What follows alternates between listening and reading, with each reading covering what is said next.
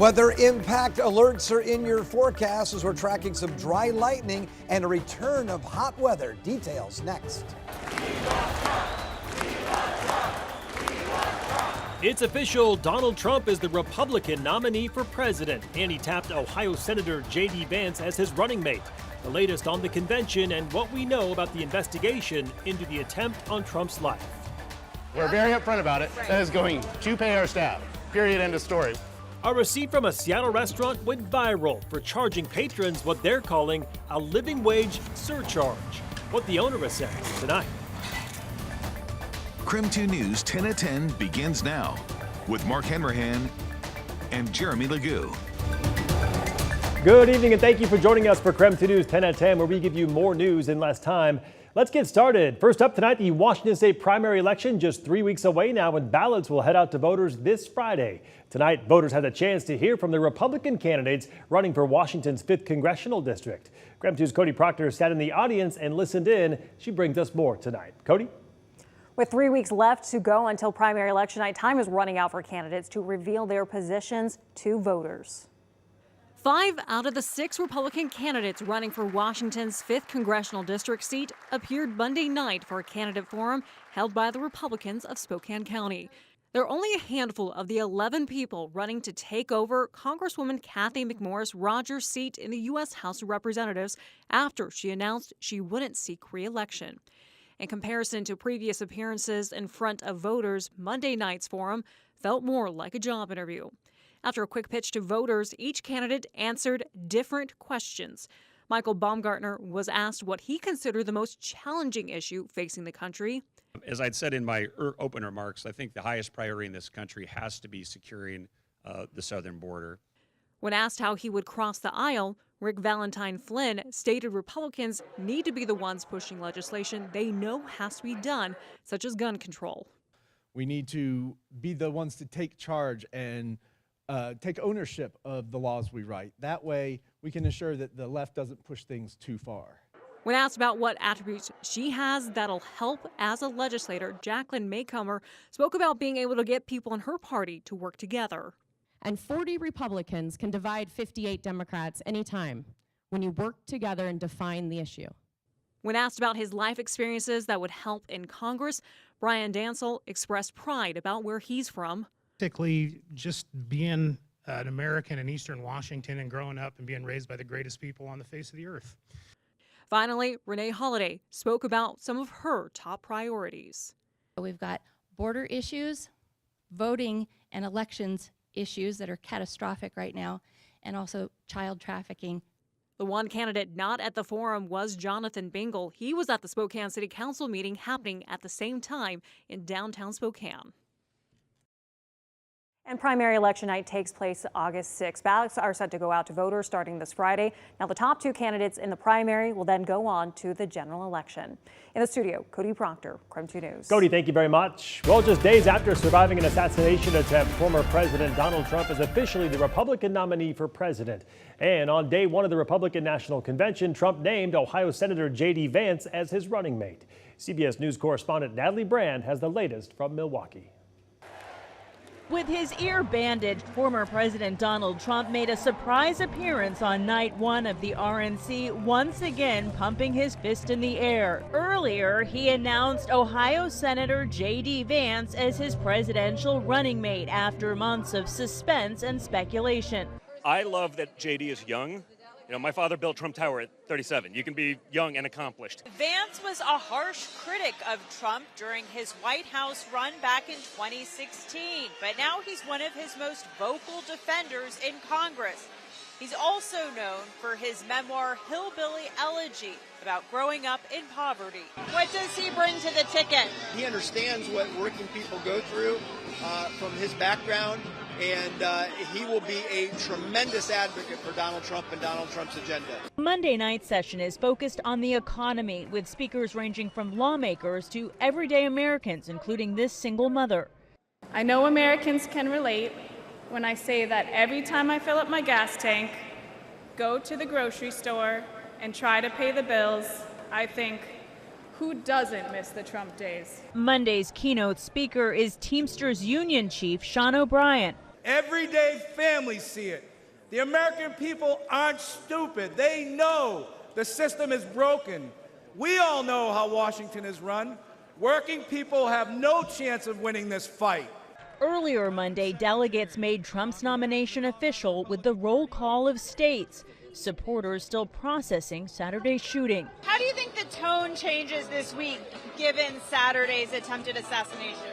I think it's changed it a great deal, and especially because they tried to assassinate him, and he's still coming back fighting.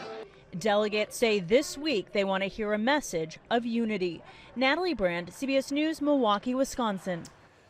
Well, a judge threw out the classified documents case against the former president. The motion was granted over concerns that special counsel Jack Smith was illegally appointed by the attorney general rather than through congressional approval.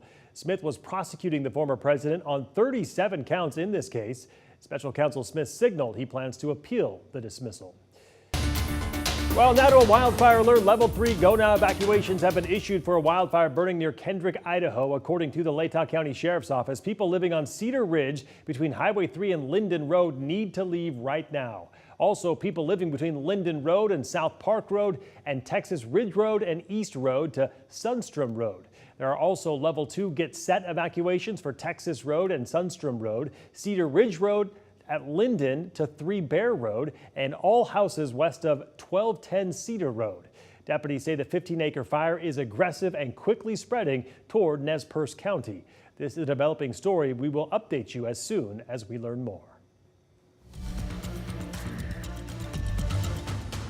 Well, now to the weather. As a long stretch of heat approaches, we are issuing a KREM 2 weather impact alert. Meteorologist Tom Sherry joining us now with the details. Tom. Well, we're tracking a return to very hot weather and also the chance of some dry lightning by the middle of the week. Let's talk about this first heat advisory in effect at least until Thursday night.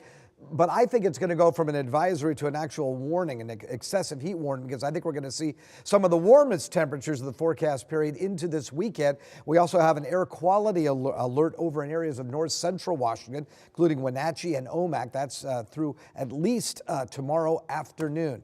When we talk about the weather impact, we're saying, hey, temperatures are going to be once again well above average and above 95 degrees. When they're above 95, that's when we call it a weather impact alert. So we're looking for temperatures between now and the end of the week, really between 97 and 102 degrees. I've got 97 for the high tomorrow, 100 degrees expected on Wednesday. Again, this is why we have the weather impact alert for you, and that continues into Thursday with a daytime high of 99. We're especially worried about Wednesday. If we get some of that dry lightning, obviously wildfire conditions are ripe for this for flames to spread quickly. We'll take a look at your 10-day forecast coming up in a few minutes. All right, Tom, we'll talk to you then. Thank you very much. In other news, the mayor of Coeur d'Alene announced his resignation today. Jim Hammond says he is stepping down to spend more time with his family and his grandkids. Hammond took office in January of 2022.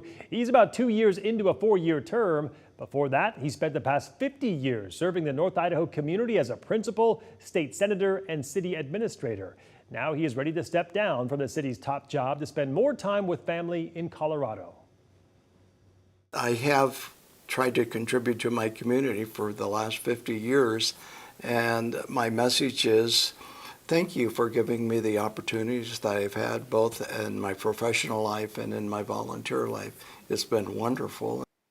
Well, Hammond has also been battling pancreatic cancer since 1999. He says it runs in his family, and he lost his father and 2 brothers to cancer. So for that reason, he says his family is thrilled he is taking a step back to spend quality time with his young grandchildren.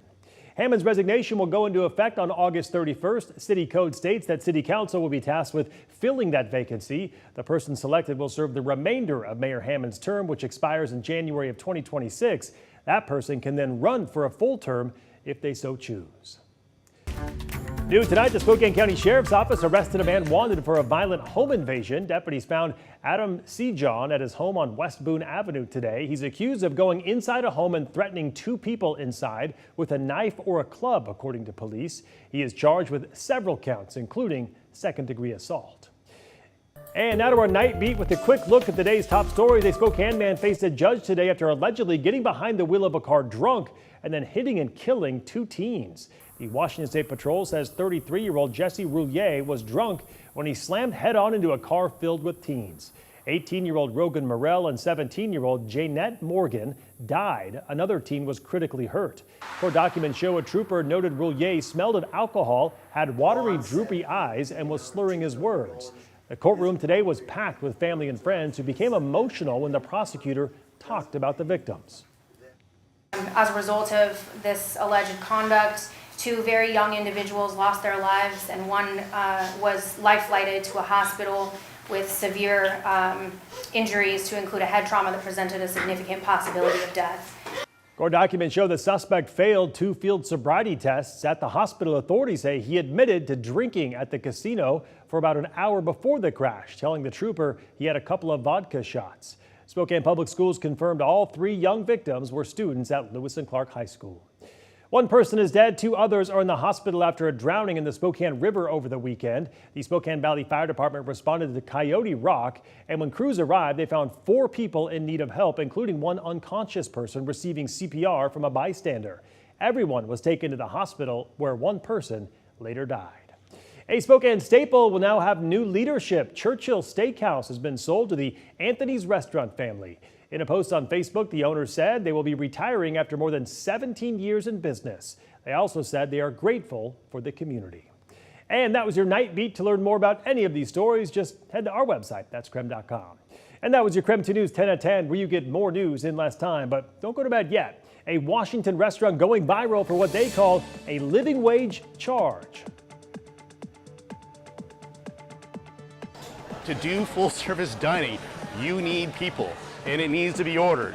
And in this environment, and today, they need to get paid. Who pays it and where it goes when we come back in 90 seconds.